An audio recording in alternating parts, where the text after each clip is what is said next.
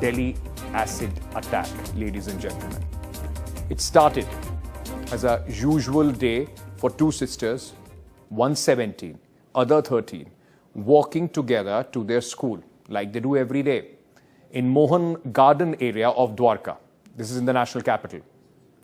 At 7:30 in the morning, they didn't know that their life, especially the life of this 17-year-old girl and her family, is going to be scarred forever.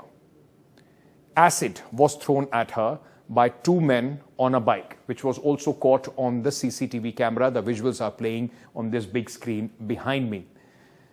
Two men on a bike who were captured on the CCTV in the same area. They traumatized this girl by throwing acid on her. She's traumatized. She is in extreme agony, in pain, her face burning. She runs to a neighbor's residence, to a neighbor's house for help, who tried to wash off the acid from her face, from her neck with water. Later, she was admitted to the Safdarjung hospital where she is under treatment with 8% burn injuries. I just want to, tell you who these people are. They are the ones, those who have been, later the FIR was registered. The police caught the three accused as well. Sachin Arora, Harshit Agarwal, and Honey. In fact, Harshit Agarwal, alias Honey, and the third one is Virender. These three men, ladies and gentlemen, all in the age of 19 to 22, decided that this girl needs to be disfigured just because she was not giving them attention enough. These men are the ones, those who have continued this horrific saga of the acid attacks.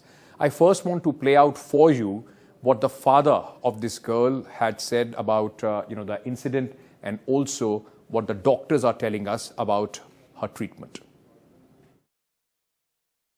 दो लड़के bike पे आए हैं, पूरा अपने आप को ढक के आए हैं और उन्होंने एसिड डाल के भाग गए। कार्रवाई हमने पुलिस वालों को कर दी है, बाकी वो बताएंगे। आपकी बेटी एक मिनट एक सवाल सब पूछ लो सर, इधर सीधा पूरे चेहरे पे उनके डाल दिया और दोनों आंखों में चला गया। सर सामने देखकर ये बताएं, सर बच्ची से आपकी बात हुई, कुछ उसने बताया कि? बच्ची को कुछ नहीं पता लगा, मैंने पूछा है, वो कह रही है मुझे दिखे नहीं, जैसे मैं मुड़ी उन्होंने सीधा मेरी आंखों में मुंह पे डाल दिया, मेरी दोनों आंखों में चला गया। बच्ची स्कूल जा रहे, क्या कह रहे हैं डॉक्टर ने? अब बाकी अपना ट्रीटमेंट करा, बाकी आइज वाले आएंगे वही देख के बताएंगे, क्योंकि दोनों आइज में पूरा चला गया। जो पेशेंट है वो हमारे पास सुबह आया था और अभी डॉक्टर ने एसेस किया है, कोई 8% के आसपास उसका बर्न है। हालांकि कंडीशन अभी स्टेबल है, लेकिन इंजरी कितनी हुई है अभी उसका असेस करेंगे और आमतौर पर 48-72 आवर के बाद ही वो पता लगता है कि मतलब कैसे क्या इंजरी है, डीप है या डिसफिगरमेंट है, तो वो बाद में हम असेस करके पता लग सकता है। But as of now patient stable है और अंडर ट्रीटमेंट है। Through the day, I was just reading about the acid attacks. I was reading about the people, those who have survived these attacks, and they will tell you that once the acid enters your body, it's not after the treatment it gets over. Multiple surgeries. It's a very, very painful process. Ask any acid attack victim and they will tell you, acid just doesn't burn. It doesn't disfigure you. It burns your soul. The imprint remains forever. Your hopes, your confidence is all shattered. One brave acid attack victim has been Lakshmi. She, in fact, has been championing the cause of the acid attack victims. She spoke to my colleague, and this is what she had to say about this. सबसे पहला तो सवाल ये है, वो कौन था, क्या उस बच्ची ने अपने घर पे पहले अवेयर किया था इस चीज़ के लिए कि ये सारी चीज़ें मतलब कोई उसको परेशान कर रहा है? क्या उसके घर वाले अवेयर थे या नहीं थे? तो कहीं ना कहीं जब घर में ये सारी चीज़ें हो रही होती, क्योंकि मोस्टली केसेस जो होते हैं वो जान पहचान वाले ही होते हैं जो अटैक करते हैं, 90% केसेस में ऐसा ही होता है। फास्ट ट्रैक कोर्ट बना है, उस फास्ट ट्रैक कोर्ट का क्या फ़ायदा है? वो सिर्फ नाम के लिए बना है फास्ट ट्रैक कोर्ट, और क्योंकि फास्ट ट्रैक कोर्ट में जल्द से जल्द सुनवाई हो जानी चाहिए। क्रिमिनल के अंदर कहीं डर तो आए कि मैंने क्राइम किया। जब तक हमारे देश में ढंग से सज़ा नहीं मिलेगी, ऐसे ही क्राइम्स होते रहेंगे। She's not wrong. Well, she says that, the conviction rate is abysmal. And let me show you some graphics as far as acid attack cases are in the country is concerned. Just take a look. Year on year, 2018, 131, 2019, 150, 2020, 105, 2021, 102. This is the NCRB data that we are talking about. So it's not that the acid attack, attacks have completely stopped in the country. There is still, in fact, an ongoing chain of these attacks which continues. Now, why does it happen? Why was she saying that the conviction rate is low? It doesn't have any deterrence. The conviction rate in acid attack cases is just about 20% in 2021. You know, what does it mean? It means that only 1 in 5 acid attack offender, the attacker, is convicted in 2021. Now imagine, if this is what the state of conviction is, why and how will anybody be afraid of it? Now, this comes, ladies and gentlemen, after very elaborate guidelines have been laid out by the Supreme Court in 2013 as far as the sale of acid is concerned. Supreme Court in 2013 had banned the sale of acid. Supreme Court said you can't do that. The retail, in fact, in the shops. Only those with a license can sell the acid. So there is a very elaborate guideline for it. Let me also tell you what else. Acid sellers must get themselves registered under the Poisons Act 1919. So you need to be registered to sell acid. Acid sellers must maintain register of the sale and stock of the acid. Who are you selling to? You have to, register, maintain a register, take their identity card as well. The SDMs of the area are responsible to check this, and they can impose 50,000 rupee fine if there is any violation as far as the acid attack, selling is concerned, the retailers are concerned. Acid buyers must provide a reason for purchase and should also give ID proof as well. However, reports have found that this sale and purchase of acid continues freely. You can very easily go buy acid anywhere, and most people must be thinking, in fact, DCW, the Delhi Commission of Women report had said that 0 inspections on acid sales by the SDMs took place in the last 6 years. We are talking about last 6 years. There hasn't been any action as far as the report by the DCW is concerned. The SDMs have not collected a single fine on acid since 2017. This tells you they are not even going on the ground, they are not even checking. A lot of people are saying that, if these are such stringent guidelines, how is acid available so easily? A lot of people still use that bathroom cleaning acid, and many say, "Arey, hum to use karte hain, it doesn't burn our hands." It does. It does have a very, very harmful impact. How easy is it still to buy acid in 2022 in the national capital? My colleague Priyanshi found out. Take a look.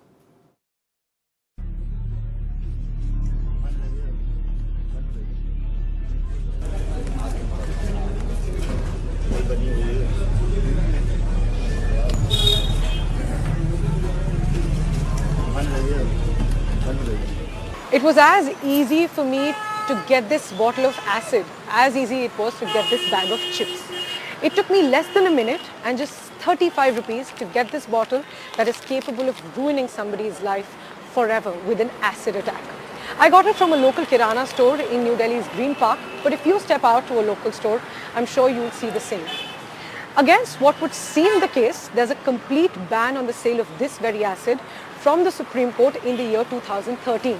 If you have to buy it, by the rules, you need a valid ID proof, a valid license, and a valid reason to buy this acid. But as I said, I got it easily, no questions asked.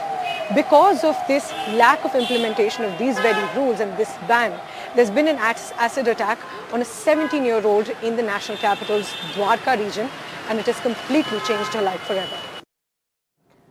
It can completely burn your eye. You can lose, in fact, the sight of your eye if it comes in contact. It can burn your skin as well. Now, I would just want to show you something else as well. What we learned, in fact, ladies and gentlemen, that these culprits, those who have been caught by the police in this acid attack, they bought acid on a mobile shopping website, on a retail web portal. I won't name the retail portal, but this is, right now, let me show you how easy it was for them to buy this acid. Take a look. I'll just type acid cleaner. There are these multiple options that will come. click on it, it clearly says toilet acid. It looks very harmless, but trust me, a good quantity on your face, big quantity on your eyes can really be harmful. Just click on buy now. And this is how within one day this acid gets delivered to your house. That's what the police says, that these three men, that's how they ordered it, that's how they used it, and that's how they got this acid delivered to their residence. It was that easy to ruin somebody's life. Swati Maliwal, DCW chairperson, is joining us at this moment. Swati, despite the ban of the Supreme Court, despite all, in fact, that we have been speaking about, it was so easy for this acid to be bought and ruin the life of a 17-year-old. Yeah, I totally agree. And it is not just going to be a trauma. There are going to be serious medical implications of this attack. We have met the girl, and the doctors are suspecting that maybe her eyes, some lasting damage might happen to her eyes as well. And it's a very, very, very shameful, very sad and very horrific state of affairs. This is the national capital of the country. Acid is being sold openly in the national capital along with other parts of the country. I fail to understand why is it that the government cannot create a law which ensures that completely the retail sale of acid is banned. Bangladesh has done that. They've added penal provisions to the particular law. They have strengthened it. They've added teeth to it. Why is it that the same thing cannot be done in India? Why is it that the punishment of acid attack, why cannot it be increased? And why cannot these laws be implemented with stringence? It's really unfortunate. This girl, she's only 17 years of age. She also had her sister who was going to the school with her. That little child is also completely traumatized. What is happening? That's the question. What has happened? And Swati, I was going through the report that you had, DCW had in fact prepared. It said that SDMs don't do their job properly. There are no checks. It's a multiple failure for the Delhi police and also for the Delhi government. Don't you think both the Delhi police under the central government and the Delhi government both are responsible for what has happened this morning? I think the first and the foremost responsibility for maintaining law and order in any state is that of the police. So I think police has a very, very specific and very big mandate for ensuring that there is security of women and girls in Delhi. And I have a feeling that it has failed it completely. In the past 6 years itself, the Delhi Commission for Women has handled 1 lakh cases. Now these women were completely aggrieved by the police, and that is why they had approached the Women Commission. Otherwise, there is no need for the Women Commission. So I feel that law and order is the responsibility of the police, which they are failing in implementing. That said, Delhi government also has a lot of responsibilities, ensuring the last mile connectivity, ensuring proper toilets, ensuring proper street lights. There are still places in Delhi which are not lighted. There are poles, but there is no light over them. And also what we have just shown in our report 2 months back, how the SDMs are taking that entire regulation of acid sale extremely lightly. So I believe that both of them are responsible. Both of them certainly are responsible. Thank you, Swati, for joining us at this moment. If you think that, you have to sit up and take notice of this story only because you have a girl, you have a daughter or sister, your wife, that's not the case. Even if you have a son, a brother, everybody needs to sit up and take notice of this story, because we need to not only sensitize people, but also tell them this has to stop. You can't ruin somebody's life like this. Moving on to another story, which seems to be a classic. It happens only in India kind of a story. Let's just put those visuals here. Remember, in the 70s, Indira Gandhi gave the slogan, Garibi Hatao, or remove poverty. Many decades later, that slogan still remains relevant because, though the government has some schemes, but it's not that the Garibi has completely left India.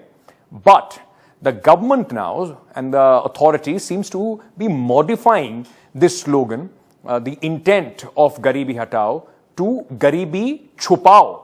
You can't remove poverty, so let's just hide it.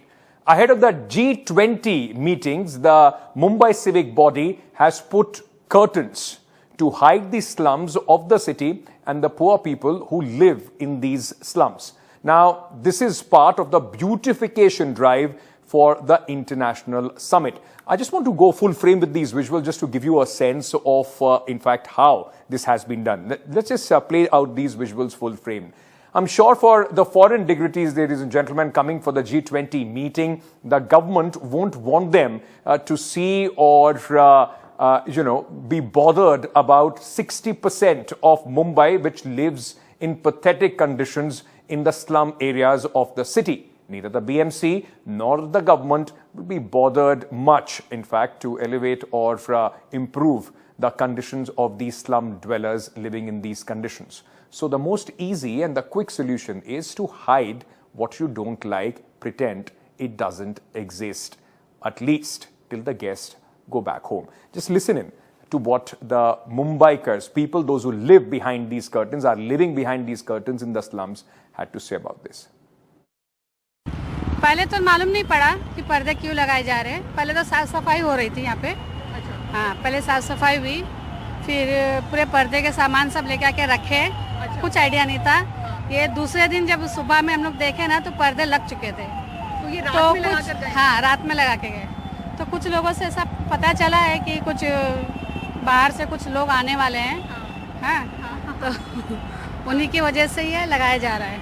आप लोगों ने पूछा था कि क्यों सफाई कर रहे हैं? बोली मैं तो बोले कोई ये अधिकारी कुछ आ रहे हैं रोड देखने के लिए, उसके बारे में सफाई हो रही है। यहाँ तक कि बोरीवली तक है और इससे अंदर के लिए नहीं है।